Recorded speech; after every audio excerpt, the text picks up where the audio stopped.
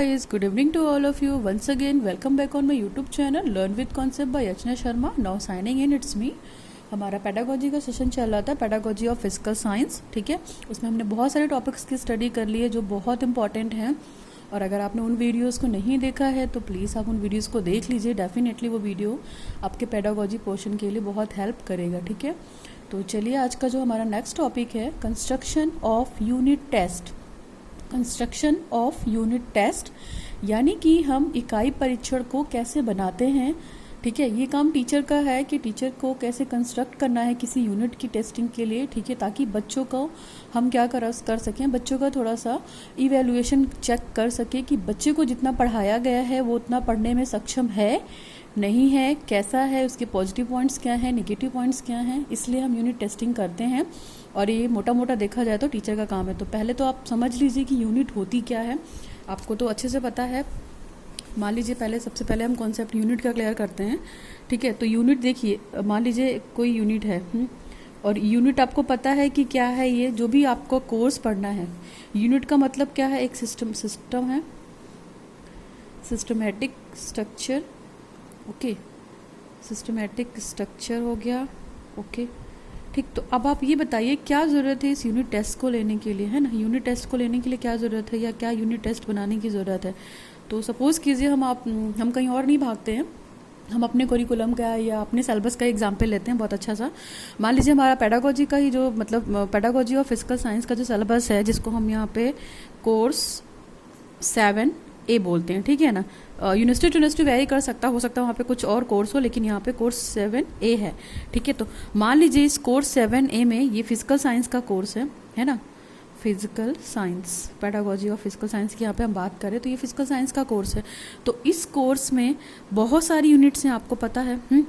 जैसे हम बात करते हैं यूनिट 1, ठीक, फिर नेक्स्ट पे आया यूनिट 2, ठीक, 3, 4, 5, 6, 7, 8, मतलब लाइक दैट कि ये बहुत सारी यूनिट्स में कन्वर्ट है. तो आप समझें कि क्या हुआ यूनिट का मतलब यहाँ पे हुआ कि कोई भी कोर्स या कोई भी सिलेबस जो पूरे छोटे छोटे सेक्शन में डिवाइड हो उसको हम यूनिट बोलते हैं. यूनिट का मतलब मान लीजिए पूरा एक कोई कोर्स है 100 मार्क्स का है और उसमें 4 यूनिट हैं या 5 यूनिट हैं या 6 यूनिट है, जितनी भी यूनिट्स हैं, तो उसका टेस्ट कराना है हमें. पूरे होल सिलेबस का टेस्ट नहीं कराना है. तो जाहिर सी बात है कि जब भी हम यूनिट की बात करेंगे तो मान लीजिए यहाँ पे पहला यूनिट हमारी जैसे है nature and scope of physical science है. ठीक है, तो यहाँ पे जो टॉपिक है हमारा nature and scope of physical science में, ठीक, तो ये हमारी क्या हुई, यूनिट फर्स्ट हुई. ठीक है, और इस यूनिट फर्स्ट में जैसे मान लीजिए ये मेन टॉपिक है nature and scope of physical science, तो इसमें हम बहुत सारी चीज़ें पढ़ेंगे यूनिट फर्स्ट में, है ना. जैसे मान लीजिए हम एम्स भी पढ़ सकते हैं कि एम क्या है ना. इसके बाद हमारा साइंटिफिक इंक्वायरी क्या होती है, प्रोसेस ऑफ साइंस क्या होता है, साइंस का नेचर क्या है, क्यों पढ़ते हैं, फिजिकल साइंस की इंपॉर्टेंस क्या है, नीड क्या है. तो इस तरह की चीज़ें हो सकती है ना. ठीक, तो यूनिट टेस्ट हम सिर्फ इसलिए कंस्ट्रक्ट करते हैं या इसलिए बनाते हैं कि पूरे सिलेबस को एक साथ बनाकर टेस्ट ना लिया जाए, बल्कि यूनिट के अकॉर्डिंग बनाकर टेस्ट लिया जाए और यूनिट के अकॉर्डिंग उसके क्वेश्चन की फ्रेमिंग की जाए. ठीक, तो ये तो हुआ यूनिट टेस्ट आपका. तो ठीक, यूनिट टेस्ट क्या हुआ है, एक सेगमेंट हुआ, a segment of whole course, है ना. ठीक, या आप सब यूनिट भी बोल सकती हैं, है ना, सब यूनिट भी बोल सकती है. मान लीजिए 4 यूनिट हैं या कुछ भी है तो एक छोटा सा पार्ट या एक इंटीग्रल पार्ट, है ना. इंटीग्रल पार्ट है आपका. ठीक है, मान लीजिए इंटीग्रल पार्ट का मतलब हो कि सारा पार्ट हुआ, तो उसी का एक क्या हुआ, सब यूनिट हो गया ये, है ना, सब यूनिट. तो ये हुआ हमारा यूनिट टेस्ट. तो आई थिंक आपको यूनिट का पहले मतलब समझ में आ गया होगा. यूनिट का मतलब क्या हुआ, कोई भी इकाई मान लीजिए. ठीक है, और इकाई इन द सेंस कि कोई भी छोटा सा पोर्शन, मान लीजिए एक बड़ा सा सिस्टम है. अगर हम सॉफ्टवेयर की भी बात करते हैं, मान लीजिए अगर हम किसी सॉफ्टवेयर की भी बात करते हैं, आप इस तरह से भी समझ सकते हैं. तो अगर ये मान लीजिए ये बड़ा सा सॉफ्टवेयर है, ठीक है, और हमें इस सॉफ्टवेयर की पूरी स्टडी तो हम एक साथ नहीं कर सकते क्योंकि बहुत टिपिकल है. तो इसके हम छोटे किसी पार्ट को उठाकर स्टडी करेंगे तो ये क्या क्या कहलाएगा, ये यूनिट कहलाएगा. ठीक है, ये यूनिट कहलाएगा. मान लीजिए किसी सेक्शन में प्रॉब्लम है कंप्यूटर के, ठीक है, तो अगर उसका सॉफ्टवेयर डिस्टर्ब है या कुछ भी डिस्टर्ब है, या ये सिर्फ मैं एज ए एग्जाम्पल दे रही हूँ कि कुछ भी हो सकता है। मान लीजिए आपने सिस्टम उठा लिया, सॉफ्टवेयर उठा लिया, ठीक, तो आपकी यहाँ पे बहुत सारी यूनिट हैं। अब सिस्टम में फॉल्ट आ गया तो आपको कैसे पता चलेगा? तो आपको पूरा सिस्टम चेक करने की ज़रूरत नहीं पड़ेगी। जहाँ से वो फॉल्ट वाला इशू होगा, जिसको भी नॉलेज होगी कंप्यूटर की, तो वो फटाफट आइडेंटिफाई कर लेगा कि उसकी इस यूनिट में प्रॉब्लम है। तो ये है यूनिट, है ना, यानी कि पूरे सिस्टम का एक स्मॉल पार्ट। आप स्मॉल पार्ट भी बोल सकते हैं या इकाई भी बोल सकते हैं, स्मॉल पार्ट, है ना, इसको कहते हैं हम लोग यूनिट। तो आई थिंक आपको यूनिट क्लियर हो गया होगा। और दूसरी चीज़ देखिए, यूनिट में क्या है कि हम यूनिट पढ़ते हैं। मान लीजिए यूनिट फर्स्ट हमने पढ़ी, ठीक है, यूनिट फर्स्ट हमने पढ़ी तो आपको पता है कि उसमें बहुत सारे सब टॉपिक्स होंगे। मान लीजिए एक मेजर टॉपिक हमने नेचर पढ़ाया था, ठीक है, इसके बाद इसके सब टॉपिक्स भी होंगे, ठीक, सब टॉपिक्स होंगे, फिर अदर कंटेंट होंगे, कंटेंट होंगे, फिर हमारी यूनिट प्लानिंग होगी कि हमको कैसे पढ़ाना है उसको, है ना, यूनिट प्लानिंग होगी, ठीक है।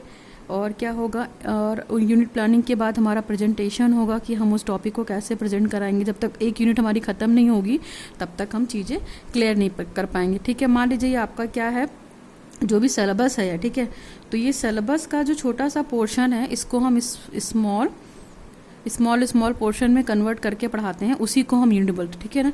स्मॉल पोर्शन है तो इसको क्या बोलते हैं, स्मॉल पोर्शन को ही हम लोग यूनिट बोलते हैं। तो आपको यूनिट क्लियर हो गया होगा, इससे ज़्यादा नहीं समझाया जा सकता है, ठीक है। मैंने कोशिश की है हर तरह से समझाने की, तो आपको यूनिट का मीनिंग क्लियर हो गया होगा, ठीक है।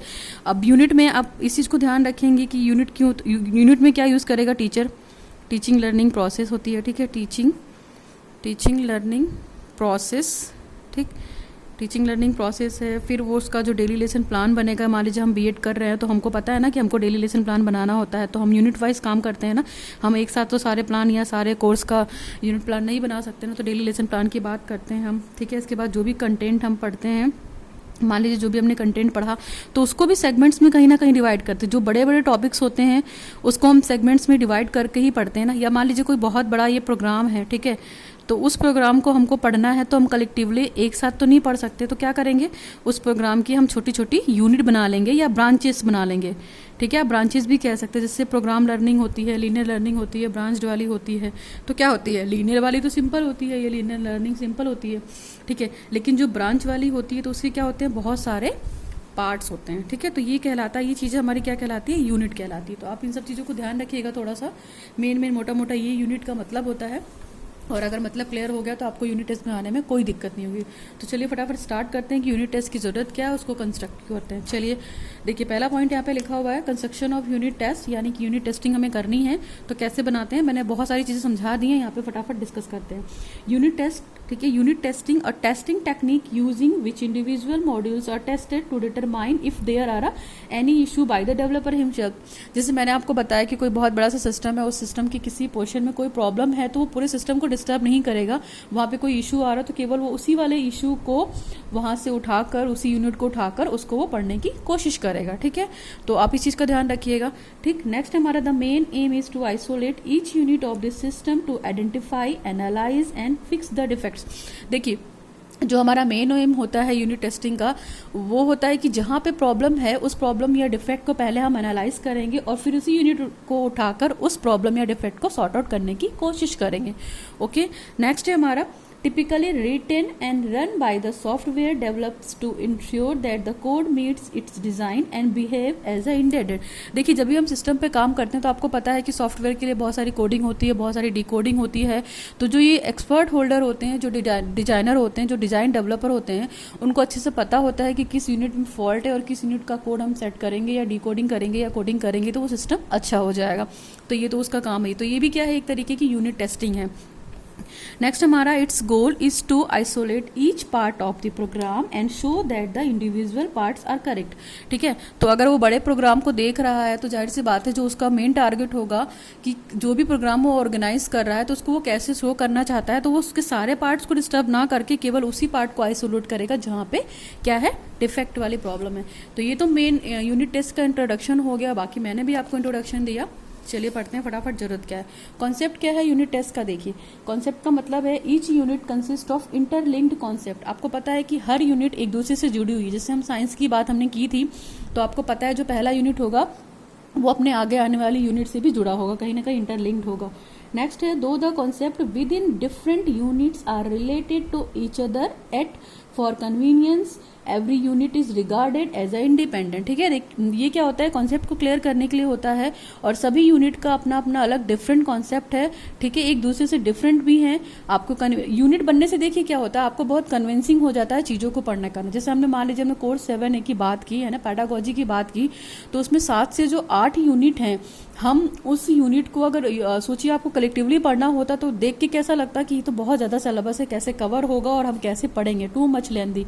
तो आप ये सोचिए कि यूनिट अगर बन गया है और यूनिट बनाए गए हैं सिलेबस और कोर्सेज में, तो वो आपकी कन्वीनियंस के लिए बनाए हैं गए हैं और एक दूसरे से इंडिपेंडेंट है ना, कोई एक दूसरे से डिपेंड नहीं है। मान लीजिए एक यूनिट पढ़ा है तो आपको अगली यूनिट पढ़ने की जरूरत पड़ेगी, फिर थर्ड पढ़ने की जरूरत पड़ेगी, फिर नेक्स्ट। तो जैसे जैसे चीज़ें हैं यूनिट में एक सिस्टमेटिक फॉर्म में अरेंज है, जिससे आपको पढ़ने में इजी है। अगर यूनिट नहीं बना होता तो किसी भी सिलेबस को कंप्लीट कराना या सिंपल वे में, इजी वे में पढ़ना बहुत टिपिकल हो जाता।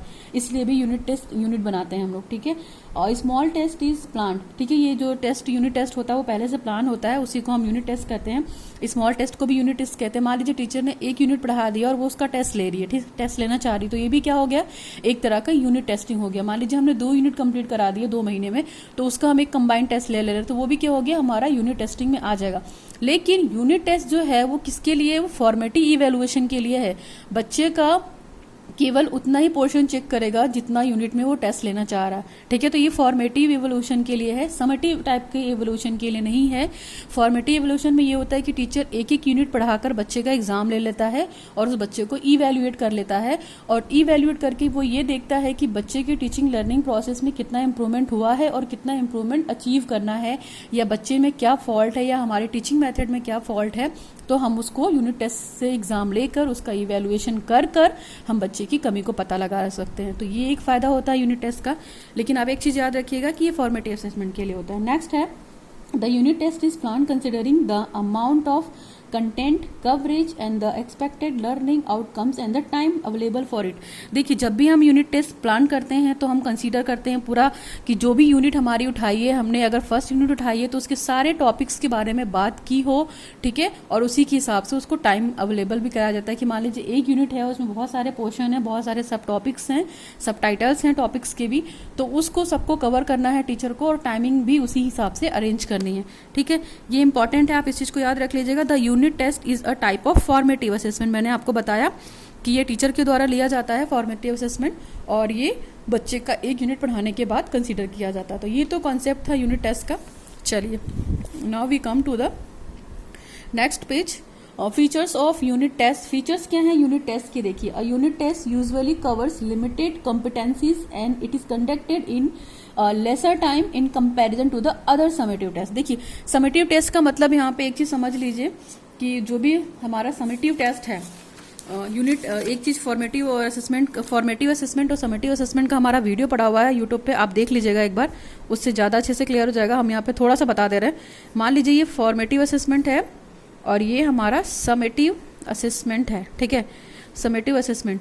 तो जो फॉर्मेटिव असेसमेंट है ये यूनिट टेस्ट के लिए जाएगा, यूनिट टेस्टिंग होगी उसमें। ठीक है, तो ये यूनिट टेस्टिंग के लिए बेटर है। लेकिन यहाँ पे यूनिट टेस्टिंग नहीं होगी, यूनिट टेस्टिंग नहीं ले सकते यहाँ पे, यूनिट टेस्टिंग नॉट डन, है ना। यहाँ पे क्या होगा, पूरा मान लीजिए ईयरली एग्जाम होगा, ईयरली एग्जाम होगा। कहाँ पे, समेटिव एग्जाम में। कंप्लीट कोर्स पढ़ लेगा, उसके बाद उसका एक फाइनल एग्जाम होगा, कंप्लीट कोर्स देन एग्जाम। तो इस चीज को आप याद रखिएगा। लेकिन ये फॉर्मेटिव टेस्ट जो है, फॉर्मेटिव असेसमेंट जो है वो यूनिट टेस्ट है यहाँ पे, क्योंकि फॉर्मेटिव असेसमेंट में टीचर ने एक यूनिट पढ़ा दिया और एग्जाम ले लिया, बट समेटिव असेसमेंट में टीचर को पूरा कोर्स कंप्लीट कराना होता है। यहाँ पे यूनिट टेस्टिंग नहीं होती है।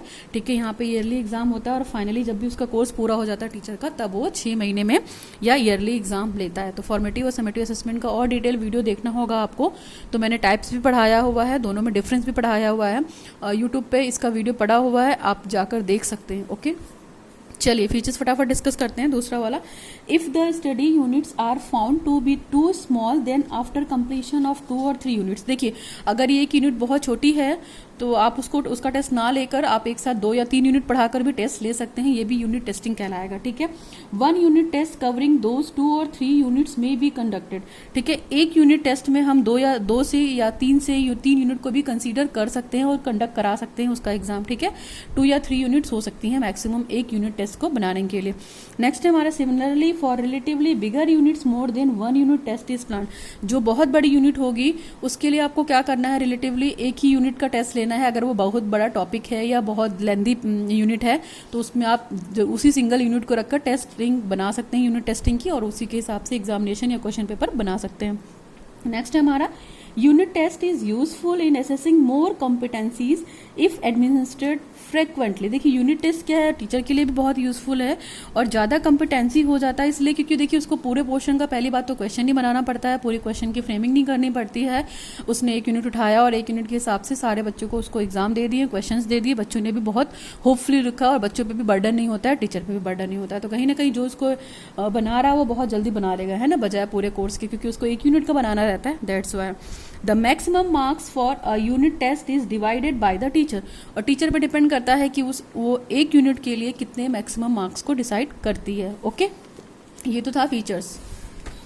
Now we come to the purpose क्या है यूनिट टेस्ट को लेने का। देखिए the purpose of unit test to provide a record for assigning the grades. बच्चों को रिकॉर्ड दे, मतलब जो बच्चों का एग्जाम लेगा, यूनिट टेस्ट लेगी टीचर या स्कूल में कराया जाएगा, तो बच्चों को उसको ग्रेड देने के लिए असाइन करेगा कौन, यूनिट टेस्ट, इसलिए ले सकते हैं हम। ठीक, और बच्चों का इवैल्यूएशन के लिए भी ले सकते हैं। To provide a learning experience for student. और ये देखिए हमेशा ये जो हमारा यूनिट टेस्ट है वो किसके लिए यूज होता है, एक्सपीरियंस फॉर स्टूडेंट। तो बच्चों की जो भी एक्सपीरियंस है, जो भी उसने पढ़ा है एक यूनिट में, उसको क्या क्या समझ में आया है, तो उससे उसकी लर्निंग टीचिंग एक्सपीरियंस भी मिलती है। ठीक है, नेक्स्ट है हमारा to motivate students to learn. बच्चों को पढ़ाई के लिए प्रेरित करता है। ठीक, to serve as a guide for further study. और बच्चों को ये भी प्रेरित करता है कि अगर कोई पोर्शन हमारा कम है, हमारी जो यूनिट है वो अच्छे से प्रिपेयर नहीं हुई है, तो हम उसको दोबारा अच्छे से प्रिपेयर कर सकते हैं। नेक्स्ट है हमारा to assess how well students are achieving the status goal of the lesson.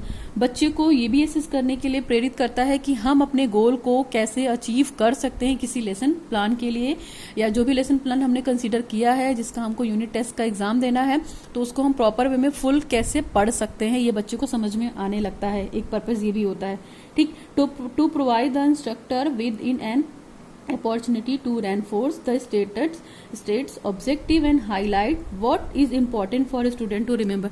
देखिए जब भी टीचर यूनिट टेस्ट प्लान करेगा बच्चों के लिए अपने, तो वो इस बात का जरूर ध्यान देगा और बच्चों को वो इंस्ट्रक्शन दे देगा, और बच्चों को इंस्ट्रक्शन देने के साथ साथ ये चीज़ें भी बता देगा कि इसके ऑब्जेक्टिव्स क्या हैं, इसके हाईलाइट्स क्या हैं और ये स्टूडेंट के लिए कितना इंपॉर्टेंट है।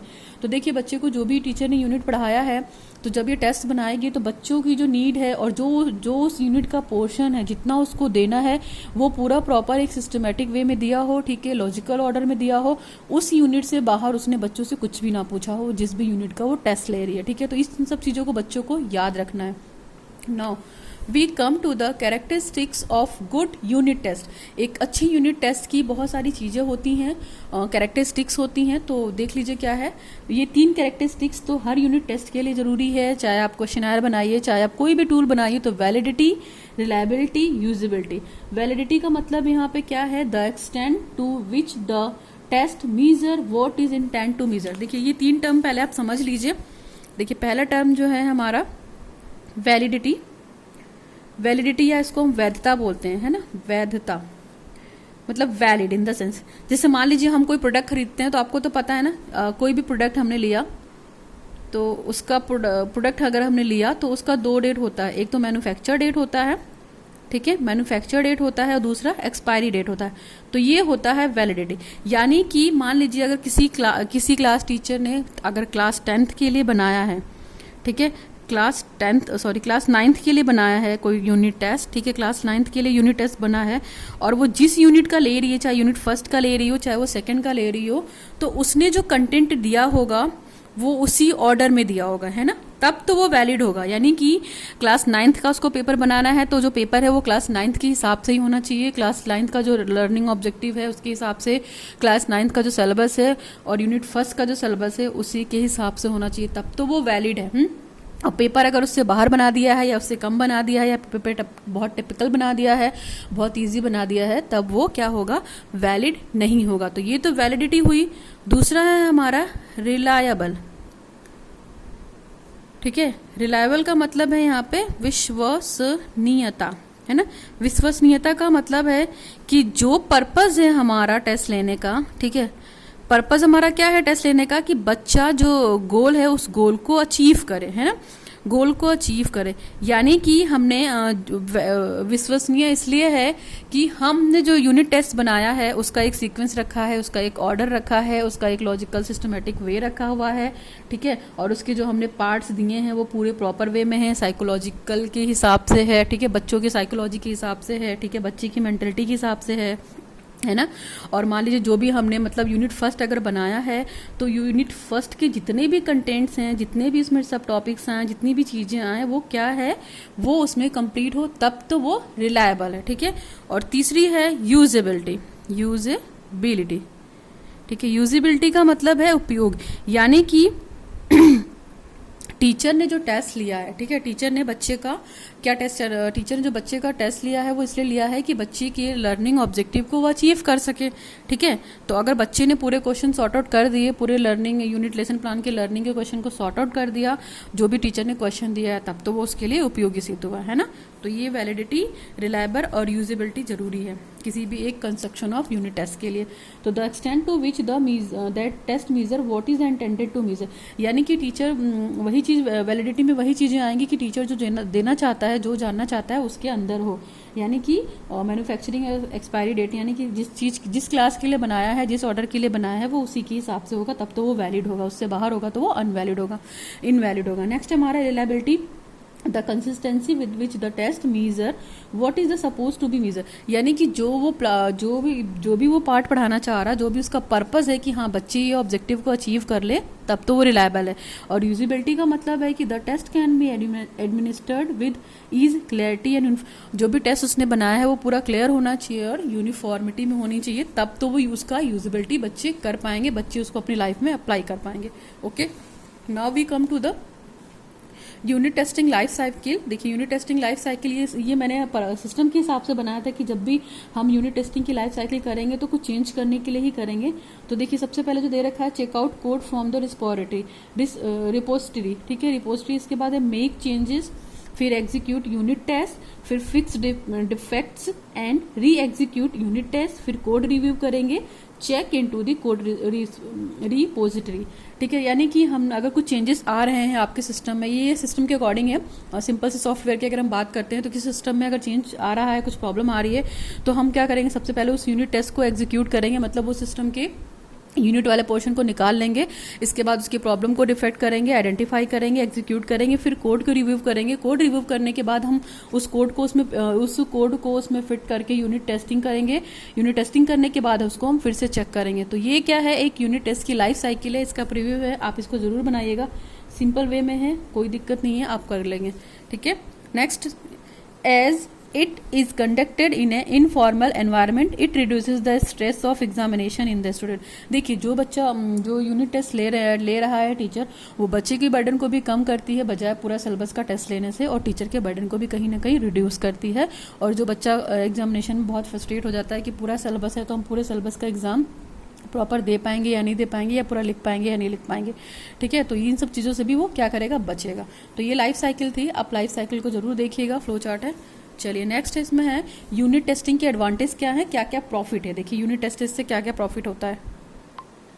हम क्या पढ़ रहे थे, यूनिट टेस्ट के एडवांटेजेस पढ़ रहे थे कि यूनिट टेस्ट को बनाने के क्या क्या प्रॉफिट हैं। तो आपको पता है कि बहुत सारे प्रॉफिट हैं। सबसे पहला प्रॉफिट है reduce defects in the newly developed features, reduce bugs with the changing the existing functionally.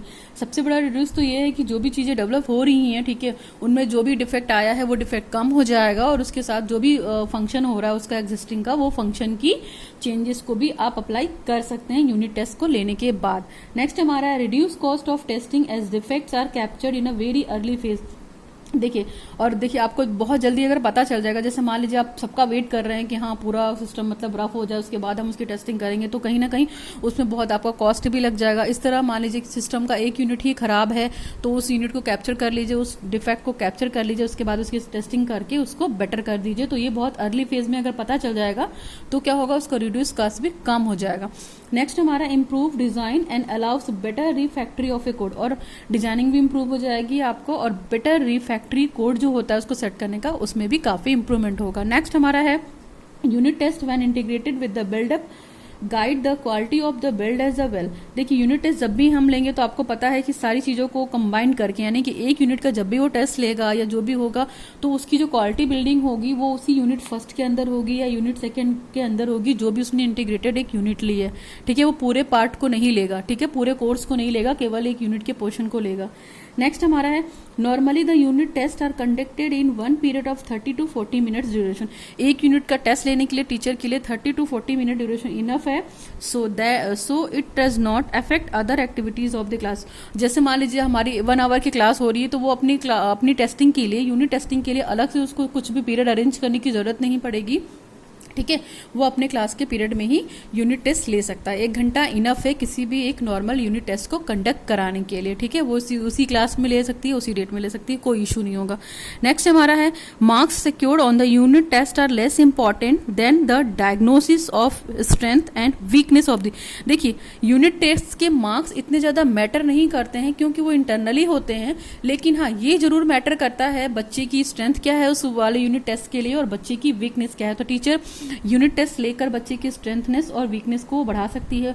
और आपको ये भी पता है कि जब बच्चे का हम यूनिट टेस्ट लेंगे तो बच्चे का प्रॉपर इवेल्यूएशन होगा, तो बच्चे में जो कमी है वो भी बाहर आएगी, बच्चे में जो स्ट्रांग पॉइंट है, प्लस पॉइंट है, वो भी बाहर आएगा। और अगर हम यूनिट टेस्ट लेंगे भी तो आपको पता है ना कि बच्चा क्यों पढ़ेगा, फिर अपने ऑब्जेक्टिव क्या बनाएगा वो, और अपने कंटेंट को और सब्जेक्ट मैटर को कैसे कैसे रखेगा। तो ये सारी चीज़ें भी बहुत मैटर करती हैं। ठीक है, इसके बाद अगर हम देखना चाहें एडवांटेज में तो और भी एडवांटेज हो सकती हैं, जैसे कि बच्चा किसी कंटेंट या सब्जेक्ट मैटर को पढ़ रहा है तो उसको एक आइडिया लग जाएगा कि हाँ हमारा एक यूनिट लिया गया है तो हमको पूरी एक यूनिट पढ़नी है और उसके सारे कंटेंट को पढ़ना है। ठीक है, और उस यूनिट को जब टीचर ने पढ़ाया था तो किस मेथड से पढ़ाया था, किस टेक्निक से पढ़ाया था, किस प्रोसीजर से पढ़ाया था, प्रोसीजर क्या था टीचर की, स्ट्रेटजीज क्या थी, तो बच्चे को वो सारी चीज़ें क्या होती हैं वो रिकॉल होती रहती हैं। तो बच्चे के लिए भी कहीं ना कहीं बहुत अच्छा है यूनिट टेस्ट, और एज वेल एज टीचर के लिए भी। क्यों? क्योंकि आपको पता है कि यूनिट के ऑब्जेक्टिव क्लियर होते हैं, कंटेंट क्लियर होता है, मटेरियल बिल्कुल नीट एंड क्लीन होता है, और मेथड और टेक्निक से सारी चीज़ें बच्चा समझ जाता है। क्यों? क्योंकि उसके पास पूरे 8 से 9 यूनिट या 6 यूनिट या 7 यूनिट पढ़ने के लिए नहीं होता है, उसके पास एक सिंगल यूनिट पढ़ने के लिए होती है। तो वो इफेक्टिव वे में अपने लर्निंग एक्सपीरियंस को गेन कर सकता है, अपने टीचिंग सीक्वेंस को इम्प्रूव भी कर सकता है कहीं ना कहीं। और उसके बाद जब उसका इवोल्यूशन होगा तो जाहिर सी बात है कि उसके प्लस पॉइंट भी बाहर आएंगे और निगेटिव पॉइंट भी बाहर आएंगे। तो टीचर का काम क्या है, स्ट्रेंथ को जो आएगा, जिसका अच्छा पॉइंट होगा उसके लिए तो वो बेटर है, बहुत अच्छी बात है। लेकिन जो स्टूडेंट का वीक पोर्शन होगा उस पर टीचर मेहनत करके अपने मेथड को इम्प्रूव करके बच्चे के लर्निंग प्रोसेस को, जो भी उसका लर्निंग एक्सपीरियंस है या लर्निंग प्रोसेस है, टीचर अपने अनुभव द्वारा बच्चे की उस चीज़ को दूर करने की कोशिश करेगा। और आपको पता है कि पूरी तरीके से साइकोलॉजी पे बेस्ड होता है। तो ये मोटे मोटे एडवांटेज थे, आप और भी एडवांटेजेस कंसीडर कर सकते हैं। चलिए टेक्निक देख लेते हैं क्या है। यूनिट टेस्टिंग टेक्निक्स दिख रहा है आपको? हाँ, यूनिट टेस्टिंग टेक्निक्स। तो इसमें 3 बॉक्सेस दे रखे हैं मैंने। पहला दे रखा है ब्लैक बॉक्स टेस्टिंग। तो देखिए using which the user interfere input and output are tested. ये बहुत सिंपल सा है, ये टेस्टिंग के नाम है। एक ब्लैक बॉक्स टेस्टिंग होती है तो उसमें क्या कर सकता है, वो करता है जो भी डेवलपर होता है, जो भी डिजाइनर डेवलपर होता है, वो इंटरफेस लेकर उनमें इसमें इनपुट डालता है, प्रोग्राम डालता है, उसके बाद उसके आउटपुट को टेस्ट करता है कि उसका आउटपुट क्या आ रहा है। ठीक है, नेक्स्ट है हमारा व्हाइट बॉक्स टेस्टिंग। तो व्हाइट बॉक्स टेस्टिंग क्या होता है, used to test one of those function behaviour is, जो सिस्टम का बिहेवियर है, प्रॉपर सिस्टम वर्क कर रहा है कि नहीं कर रहा है, तो उसके लिए वो लोग व्हाइट बॉक्स टेस्टिंग करते हैं। नेक्स्ट हमारा है grey box testing, use to execute the test risk and assessment method. देखिए इसमें क्या है, चीजों को एग्जीक्यूट करना है, टेस्ट को बाहर निकालना है, और इसमें थोड़ा सा रिस्क होता है कि मतलब चीजें पता चलेंगी कि नहीं चलेंगी, और प्रॉपर असेसमेंट मेथड हम अप्लाई नहीं कर पाएंगे। ठीक है, तो यहाँ पे थोड़ा सा रिस्क हो जाता है, लेकिन ये यूनिट टेस्टिंग का टेक्निक है, और ये देखा जाए तो सिस्टम के कंस्ट्रक्ट में है ना। और अगर आप इस चीज को नहीं भी कंसीडर करेंगे तो कोई बहुत बड़ी बात नहीं है, लेकिन आप ये 3 बॉक्स याद रखेंगे तो आपके लिए बेटर रहेगा, आपका क्वेश्चन इफेक्टिव हो जाएगा। नाउ नेक्स्ट है writing the items for the test. हम टेस्ट के लिए कैसे आइटम्स लिखते हैं, तो फटाफट हम उसको देखते हैं। For writing the test items the teachers has to prepare a table और स्पेसिफिकेशन। टीचर के द्वारा एक आइटम प्रेजेंट किया जाता है। आपको पता है कि हर चीज का एक ब्लूप्रिंट बनता है। मान लीजिए 100 मार्क्स का क्वेश्चन था या 100 मार्क्स का मैंने क्वेश्चन पेपर बनाया है, तो उसकी जो सेगमेंट्स होते हैं डिवाइडेड होते हैं ना, कि किस किस पोर्शन से कितना कितना चीजें दी हैं, तो इसी के लिए हम एक चार्ट यूज कर रहे हैं। It can be prepared into the 2 different way. तो आप देख लीजिए टेबल क्या है, इस टेबल को कंसीडर कीजिएगा। टेबल ऑफ स्पेसिफिकेशन, तो टीचर कैसे बना सकता है, देखिए आपको कंटेंट है, मान लीजिए physical property, chemical property, preparation and use, ठीक है। तो ये 4 आपके कंटेंट हैं। इन 4 कंटेंट पे बच्चे को क्वेश्चन आपने यूनिट टेस्ट बनाया है। तो सबसे पहले आपको पता है कि हम ब्लूम टैक्सोनॉमी के बेस पे ही काम करते हैं, और जिसके कंपोनेंट है नॉलेज, अंडरस्टैंडिंग, एप्लीकेशन, स्किल, ठीक है। तो मान लीजिए उसका फिजिकल प्रॉपर्टी में कितना मार्क्स आया था, 8 आया, फिर इसके बाद 6 है, फिर एप्लीकेशन में 6 है, फिर स्किल में कुछ नहीं था, तो टोटल क्या है यहाँ पे 20 हो गया, ठीक। केमिकल प्रॉपर्टी में उसने 12 मार्क्स गेन किए, फिर 9 गेन किए, एप्लीकेशन में 9, फिर यहाँ स्किल में 0, तो उसका टोटल मार्क्स यहाँ पे क्या हो गया, 30 हो गया। प्रिपरेशन टाइम में उसने नॉलेज में 0 मिला है, और अंडरस्टैंडिंग में 4 मिला है, एप्लीकेशन में 0 मिला है, स्किल में उसको 6 मिला है, तो यहाँ पर 10 हो गया। और यहाँ पे उसने टोटल यूज जो किया, मतलब किन किन कंपोनेंट को यूज किया अपने कंटेंट को सॉल्व करने के लिए, तो 16 मार्क्स गेन हुआ उसको, फिर 11 हुआ अंडरस्टैंडिंग में, एप्लीकेशन में 9 हुआ, और ये 4 देखिए सिंपल सा ये क्या है, एक टेबल है, और इस टेबल के माध्यम से टीचर उसका इवेल्युएशन करता है स्टूडेंट का, जो भी वो लेता है। तो उसको जो भी मार्क्स गेन हुए वो टोटल 100 मार्क्स में गेन होने थे, और ये बाकी देखिए सारे मार्क्स उसके हैं। तो ये एक फॉर्मेट है, आप इस फॉर्मेट का वो कॉलम को कंसीडर कर सकते हैं, ठीक है। और नेक्स्ट वाला भी देख लीजिए कि एक ब्लूप्रिंट भी बनता है टेस्टिंग के लिए, और ये टीचर के लिए बहुत इंपॉर्टेंट होता है, और ब्लूप्रिंट हर टीचर को बनाना पड़ता है और बच्चे को भी बनाना पड़ता है। तो आप इसका फॉर्मेट देख लीजिए, और आपको आना भी चाहिए। Blueprint of unit test, unit test की ब्लूप्रिंट को हम कैसे बनाएंगे, तो सबसे पहला वाला कॉलम जो होगा आपका कंटेंट का होगा, ठीक है। फिर जो भी क्वेश्चन पेपर हम बनाते हैं उसका आपको पता है कि ब्लूप्रिंट बनता है ना, कि हमने किस किस क्वेश्चन की कितनी फ्रेमिंग की, लॉन्ग क्वेश्चन दिए तो कितने नंबर के दिए, ऑब्जेक्टिव दिए तो कितने नंबर के दिए, तो इस तरह की चीज़ों के लिए हम ब्लूप्रिंट बनाते हैं। तो कंटेंट में देखिए आपकी वही तीनों सारी चीज़ें रहेंगी, physical property, chemical property, preparation, use and total. अब हम यहाँ देख लेते हैं फटाफट कि जो ऑब्जेक्टिव टाइप क्वेश्चन है, ऑब्जेक्टिव टाइप क्वेश्चन रहेगा, फिर वेरी शॉर्ट आंसर क्वेश्चन रहेगा, इसके बाद शॉर्ट आंसर टाइप क्वेश्चन रहेगा, ऐसे टाइप में रहेगा, और सबसे लास्ट में टोटल रहेगा। तो ये फॉर्मेट है पूरा ब्लूप्रिंट का, कि मान लीजिए उसने ऑब्जेक्टिव टाइप में 6 नंबर गेन किए, वेरी शॉर्ट में 6 गेन किए, फिर शॉर्ट में भी 6, ऐसे टाइप में 2, टोटल इसका कितना हो गया, 20 मार्क्स का हो गया। तो ये ब्लूप्रिंट का पोर्शन टीचर को बनाना पड़ता है, और बच्चे अगर आप बीएड कर रहे हैं या बीएड के स्टूडेंट हैं तो आपको ब्लूप्रिंट बनाना आना चाहिए, और वहाँ पे भी कंपलसरी है ब्लूप्रिंट बनाना, ठीक है। ब्लूप्रिंट से बच्चे का क्या पता चलता है, अचीवमेंट टेस्ट पता चलता है, बच्चे ने कितना अचीव किया है। तो ये एक फॉर्मेट है ब्लूप्रिंट का। जब भी आप क्वेश्चनर बनाएं या क्वेश्चन पेपर बनाएं तो आप इस पैटर्न को फॉलो ही करना पड़ेगा।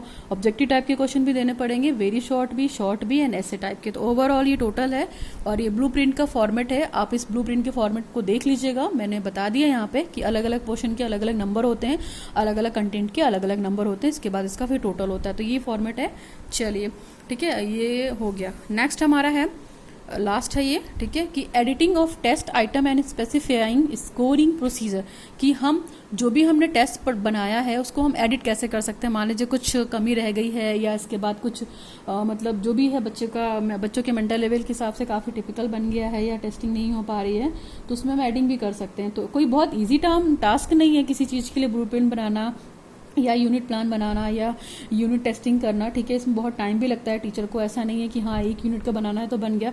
टीचर को हर चीज़ पे सोचना पड़ता है, टॉपिक जो भी वो टॉपिक से टेस्टिंग दे रहा है तो उसके क्वेश्चंस को बनाना पड़ता है, क्वेश्चन की फ्रेमिंग करनी पड़ती है ना। और अगर देखा जाए तो मतलब यूनिट टेस्टिंग बनाना, मान लीजिए 6 यूनिट है तो टीचर को मतलब हर 1 महीने में पेपर बनाना, तो कहीं ना कहीं टीचर के लिए भी सरदर्द हो जाता है, ठीक है। बाकी बच्चों के लिए भी ये है कि चलो अभी एक टेस्ट खत्म नहीं हुआ, फिर 10 दिन बीत गया तो फिर एक और टेस्ट आ गया, तो ये सारी चीज़ें भी होती हैं, ठीक है। ये एक तरीके से लिमिटेशन बोल सकते हैं या डीमेरिट बोल सकते हैं ब्लूप्रिंट उसका, यूनिट टेस्ट का। चलिए देख लेते हैं एडिटिंग कैसे करते हैं।